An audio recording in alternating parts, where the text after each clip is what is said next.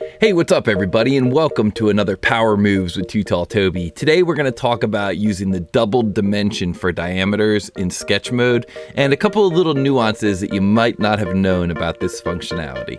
Ow!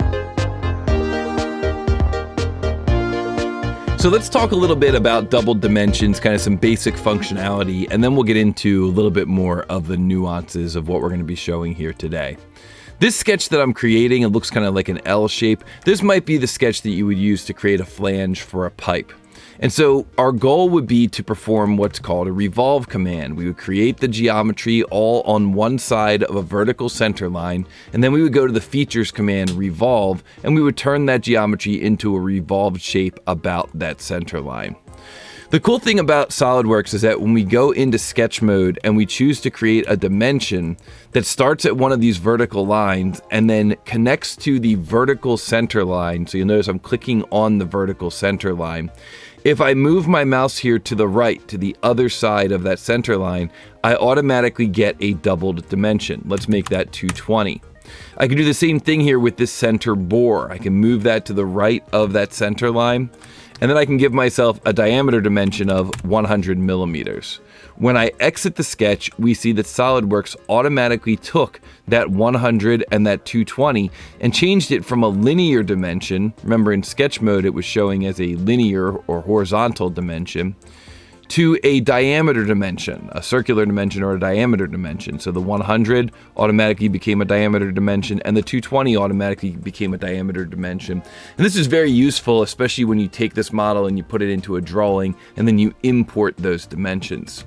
Now, there are some nuances that come into play when you're working with this functionality. For example, if we were trying to create the geometry for this revolve here, you can see what the revolve looks like. We sketch everything on one side of the center line.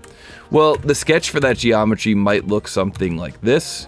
And we would start out here by creating a vertical center line. That's what we're going to revolve about. And then we'll be able to use that vertical center line with our smart dimension command to get these doubled dimensions. Now, this is one of the more common mistakes I see new users making. They choose the end point of the center line, and then when you cross over that center line, you don't get the doubled dimensions. So you can't pick an end point, you have to pick the line itself. So we choose the center line, and then we cross over, and that gives us the doubled dimension. After we create that double dimension, we'll notice our cursor feedback changes. It looks like a smart dimension symbol, the letter D, and then a little center line.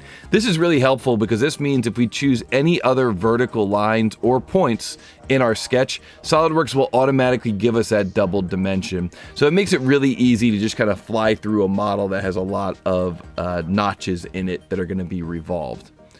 Now, if I choose a horizontal line, SolidWorks will kind of remember that it was dimensioning to the center line, so it gives us an angle dimension. Obviously, we don't want this to be a 90-degree angle. But then if I choose a subsequent horizontal line, the functionality kind of snaps back in line to what you would expect, to what you want, and then you can just kind of go on and finish up fully defining that sketch.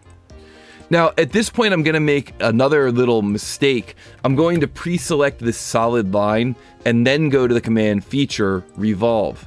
And we see here that SolidWorks was able to revolve that sketch properly, but when we double click on the feature, we no longer have those cool diameter dimensions automatically showing up, and instead these are just linear doubled dimensions. The reason that this happened is because when you specify the axis of revolution for your revolve feature, you must select the same center line that you selected to create those double dimensions. Otherwise, you don't get that cool automatic diameter dimension. So you'll notice that if I edit that feature and choose the center line, now when I double click on that feature, I automatically get those circular diameter dimensions showing up. And that's really what I wanted in this case.